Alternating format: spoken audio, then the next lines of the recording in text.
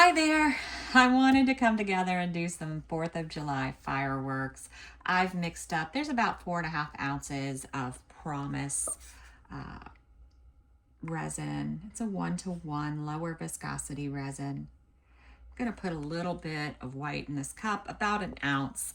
I painted the edge of this mold with this from Laura's Art Corner. It's Magnolia Shimmer. And then I just, what do you want to call that? Splash some around it. That's not really dusted the mold with it. That's probably a little bit better. Just to give it a little bit more shimmer. Now I'm going to put a little resin in the mold. I probably have more resin than I need, but that's okay. I don't want to put too much in the mold so that the fireworks drop. Oh, also, my resin is currently at 33 degrees Celsius, 92 degrees Fahrenheit, but it is warm in my room, so I don't want to run the risk of it not blooming, the fireworks blooming, so I'm starting a little bit early. I am using Cast and Craft, and I think I'm going to do, let's say 6 drops, and then we'll take a look at it.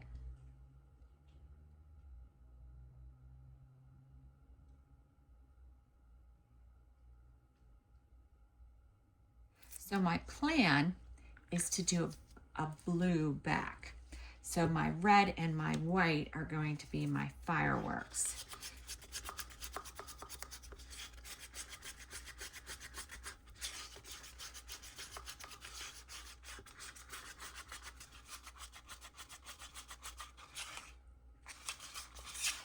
That is looking pretty good.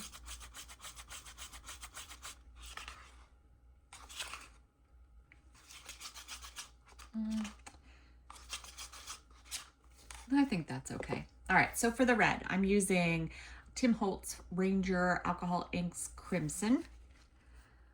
And for this one, I'm hoping it doesn't pull to the center too much.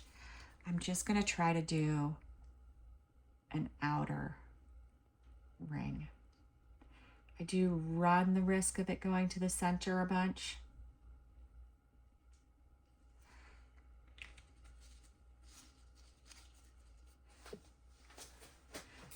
One of these sticks. Probably could have used another dot, but we're just gonna go and do this. Kind of mix them together a little. All right, let's put our white in our piping bag. This is going to be a long, tedious firework, sort of like a fairy flower. It's just a lot of dots. So feel free to rush ahead or move ahead in the video so you don't have to hang out while I'm doing a million little dots.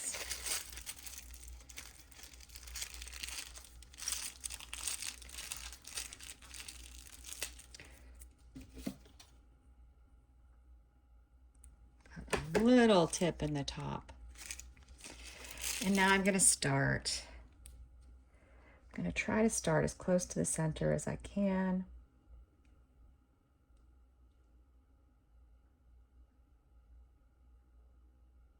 Oops.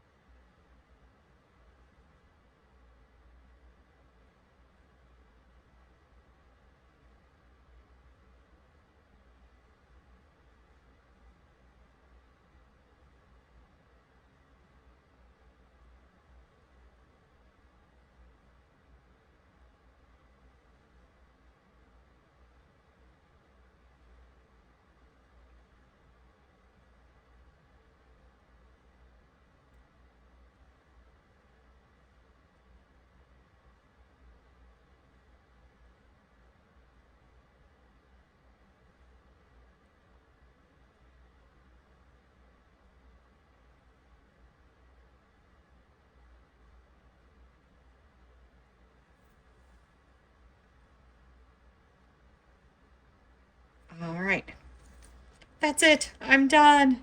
Took forever, but I'm done. All right.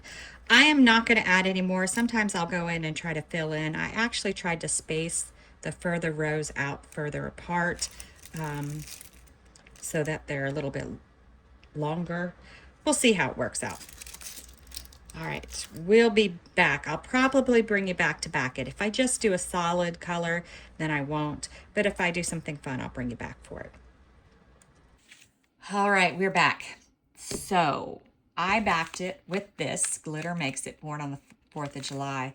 I think I got it a couple years ago. I don't know if she still makes it. But I did this. I was going to do a solid blue, but then I realized when I was moving it on my table, I tilted it a little. So it kind of moved. So it's not going to be perfect. But I said, well, let's see if we can save it. I can tell some of the dots are off to the side.